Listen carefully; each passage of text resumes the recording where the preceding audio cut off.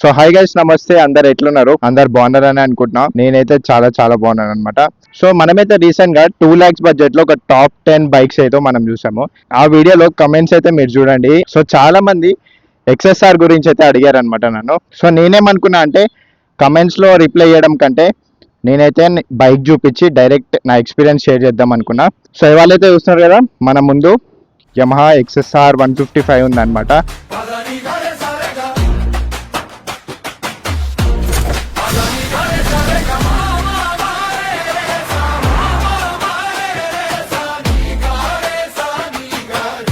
So దీంట్లో మీకు 5 colour options అనేది చూడొచ్చు అనమాట. ఒకటి బ్లూ, ఒకటి బ్లాక్, ఒకటి రెడ్, ఒకటి గ్రీన్ అండ్ ఇంకోటి ఏదో కలర్ ఉంది. సో ఒక 5 కలర్ ఆప్షన్స్ అయితే మీరు ఈ బైక్ లో చూడొచ్చు. సో ఈ బైక్ మనకి ప్రొవైడ్ చేసింది వచ్చేసరికి LB Nagar Yamaha Ashok Motors వాళ్ళు అనమాట. సో యమహా బైక్ ఎవరైనా ప్లాన్ చేస్తుంటే డెఫినెట్ గా ఒకసారి వాకిన్ అవ్వండి ఈ షోరూమ్ కి. అసలు చూడటానికి చూడండి, బైక్ అయితే ఇచ్చి పడేస్తుంది. బ్లూ కలర్ తోనే ఆ గోల్డెన్ సస్పెన్షన్ ఫోక్స్ క్రేజీ లుక్ ఉంది కదా. సో బ్లూ కలర్ తో మనకి గోల్డెన్ ఫోక్స్ వస్తున్నాయి అండ్ బ్లాక్ కలర్ లో కూడా మనకి సేమ్ గోల్డెన్ ఫోక్స్ వస్తున్నాయి అనమాట. సో రెండు కలర్స్ అసలు క్రేజీ నచ్చేసినాయి నాకైతే.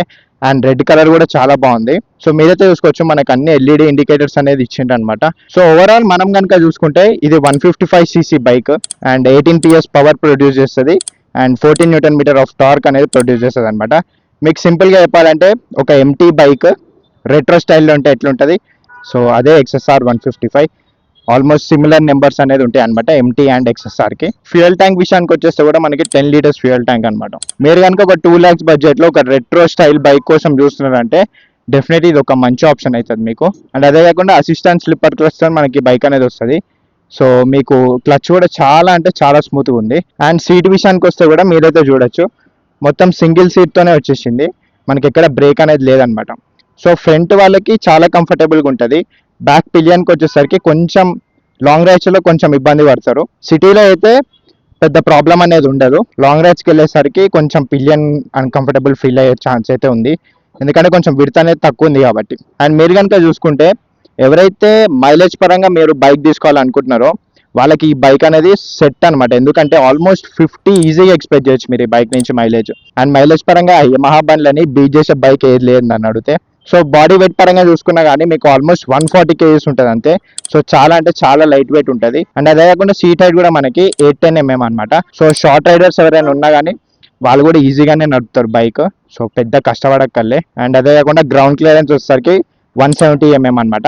చాలా అంటే చాలా సఫిషియంట్. మన ఇండియన్ రోడ్స్ కి 160 mm ఉంటే చాలు, బట్ ఒక 10 mm ఇంకా ఎక్కువనే ఉంది ఇది. అండ్ వీల్స్ పరంగా వచ్చేసరికి 17-inch ఎలా వీల్స్ ట్యూబ్లెస్ టైర్స్ తో వస్తుంది అనమాట. సో వీల్స్ కూడా మనమైతే చూసుకోవచ్చు, MRF టైర్స్ అయితే ప్రొవైడ్ చేసిన వీళ్ళు. సో క్రూజింగ్ పర్పస్ కోసం అయితే ఇచ్చి పడేస్తాయి టైర్స్ కూడా. అండ్ మనకి ఫ్రంట్ సస్పెన్షన్ వచ్చేసరికి UHD ఫోర్క్స్ అనేది ప్రొవైడ్ చేసిండ్రు గోల్డెన్ కలర్ తోని. మీరైతే చూడొచ్చు, ఇందాక మాట్లాడుకున్నాం కదా చాలా బాగున్నాయని. అండ్ అదే రేర్ సస్పెన్షన్ వచ్చేసరికి మోనోషార్క్ అనమాట. ఇది లోపల ఉంది సస్పెన్షన్. సో దీంట్లో మనకి డ్యూయల్ ఛానల్ ABS ఉంటుంది, ట్రాక్షన్ కంట్రోల్ ఉంటుంది. సో ఇవన్నీ అయితే వీళ్ళైతే ప్రొవైడ్ చేయడం జరిగింది. అండ్ ఒకసారి హ్యాండిల్ మీద ఉన్న స్విచెస్ గురించి కూడా మాట్లాడుకుందాం మనం.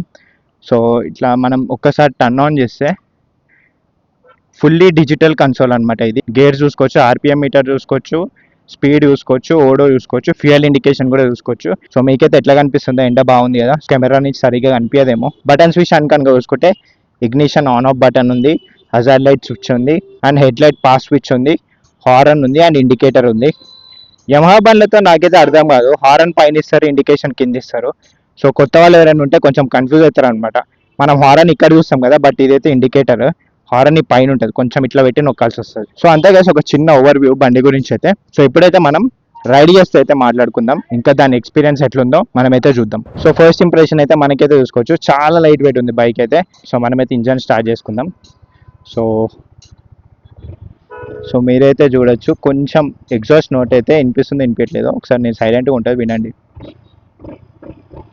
సో చాలా స్మూత్గా ఉంది. ఏదో మీరు ఎగ్జాస్ట్ నోట్ కోసం అయితే తీసుకోవద్దు ఈ బండి. సో చలో వెళ్దాం ఇప్పుడు ఎక్కితే. ఓకే,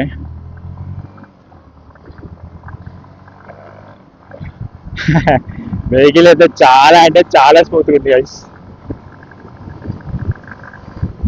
ఓకే ఓకే, అది అప్పుడే 70-80 కొడుతున్నది ఇక్కడ. 5th గేర్లో అయితే ఉన్నాం మనం ఇప్పుడు. ఇవాళ చెప్పినా కదా ఈ ఆరన్ ఇట్లా పెట్టి కొంచెం ఇక్కడ నొక్కాలి. మనం జనరల్ ఇక్కడ నొక్కుతాం కదా, బట్ ఇక్కడ నొక్కాలి. సో 5th గేర్ లో మనకైతే కొంచెం పుల్ తగ్గింది అనమాట. ఆబ్వియస్లీ మనం కొంచెం లో ఎండ్ టార్క్ అనేది దీంట్లో తక్కువ చూస్తాము, బికాజ్ మనకి 18 PS పవరే ఉంది కాబట్టి. అండ్ గేర్ షిఫ్టింగ్ కూడా చాలా స్మూత్గానే ఉంది. మనకి రన్నింగ్లో ఎగ్జాస్ట్ నోట్ అనేది మంచిగా వినిపిస్తుంది అనమాట ఐడియల్గా ఉన్నప్పుడు కంటే. సో రన్నింగ్లో బాగుంది ఎగ్జాస్ట్ నోట్, కొంచెంలో కొంచెమైనా వస్తుంది. బ్రేక్స్ కూడా అసలు క్రిస్ప్గా మస్తు ఉన్నాయి బ్రేక్స్ అయితే. నాట్ బ్యాడ్ అబ్బా ఈ ప్రైస్కి. సో 4th గేర్లో నేను ఈ మాత్రం పుల్ చేస్తున్నా చూడండి, 30 నుంచి.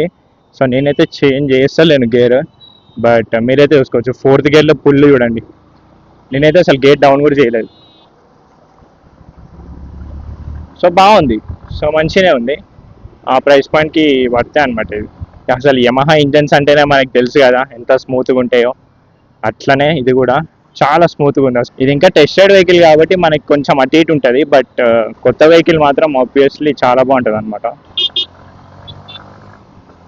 సో అట్లా ఓవర్టేక్ చేయాలన్నా కానీ మనకి ఆ లో ఎండ్ టార్క్ అనేది మంచిగానే ఉంది, not bad. So main purpose దీనికి మనం లాంగ్ రైడ్స్ వెళ్ళడం కంటే సిటీలో వాళ్ళకి చాలా అంటే చాలా బాగుంటుంది అనమాట.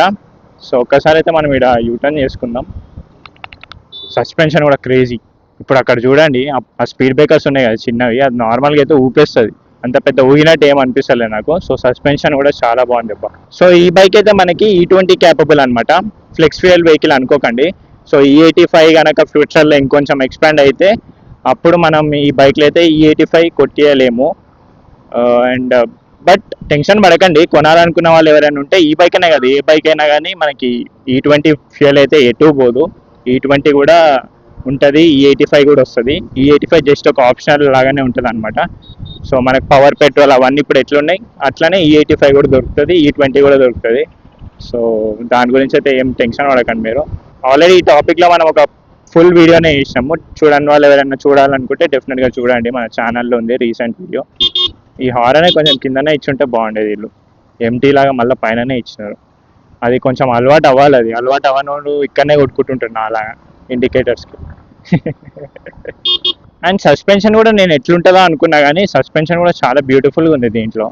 నేను ఏమైనా కాంప్రమైజ్ అవ్వాలంటే సస్పెన్షన్లో ఏమైనా కాంప్రమైజ్ అవ్వాలేమో అనుకున్నా నడపక ముందు, బట్ నడుపుతుంటే మాత్రం అట్లేం లేదు.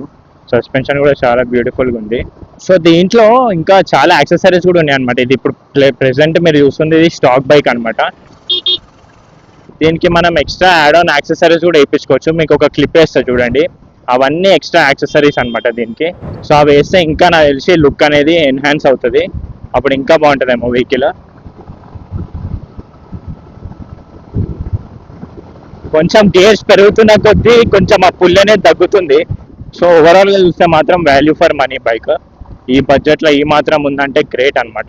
మన తెలిసి ఆన్ రోడ్ ఒక 2,05,000 2,10,000 లోపలనే ఉంటుంది.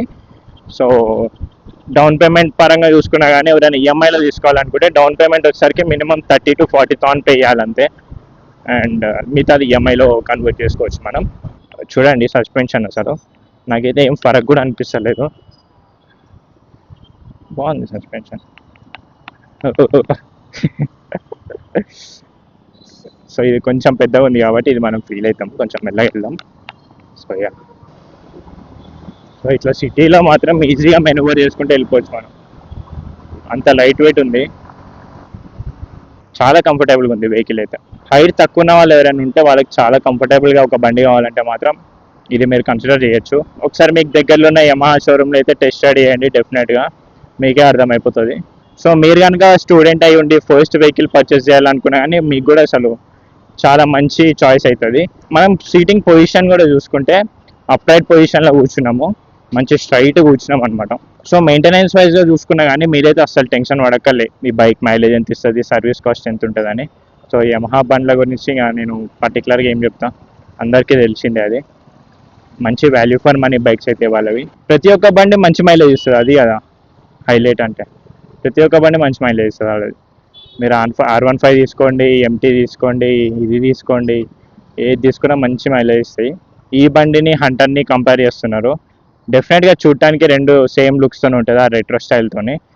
బట్ పర్ఫార్మెన్స్ వైజ్ వచ్చేసరికి హంటర్ నెంబర్స్ కొంచెం ఎక్కువ ఉంటాయి అనమాట దీంతో కంపేర్ చేసుకుంటే. ఏ బైక్ది ఆ బైకే గైస్, మీరు ఒక బైక్తో ఇంకో బైక్ అయితే అసలు కంపేర్ చేయొద్దు. మీరు టెస్ట్ స్టడీ చేసి మీకు ఏది మంచిగా అనిపిస్తే ఆ బైక్ తీసుకోవాలంతే. సో మనమైతే షోరూమ్ దగ్గరికి వచ్చేసినాము. ఓకే, ఇదే అనమాట ఓవరాల్ XSR 150 రివ్యూ. ఎట్లా అనిపించింది మీకైతే? సో ఈ కలర్ మీకు ఎట్లా అనిపించిందో కింద కమెంట్స్లో చెప్పండి. సో ఐ హోప్ మీకైతే ఈ వీడియో నచ్చుంటుంది. కొత్త వాళ్ళు ఎవరైనా చూస్తుంటే సో మన ఛానల్ చెక్అవుట్ చేయండి, సబ్స్క్రైబ్ కొట్టేసేయండి. అండ్ అదే కూడా వీడియోకి లైక్ కొట్టి హైప్ అనే ఆప్షన్ ఏదైనా కనిపిస్తే అది కూడా కొట్టేసాను guys. See you in the next video. Bye.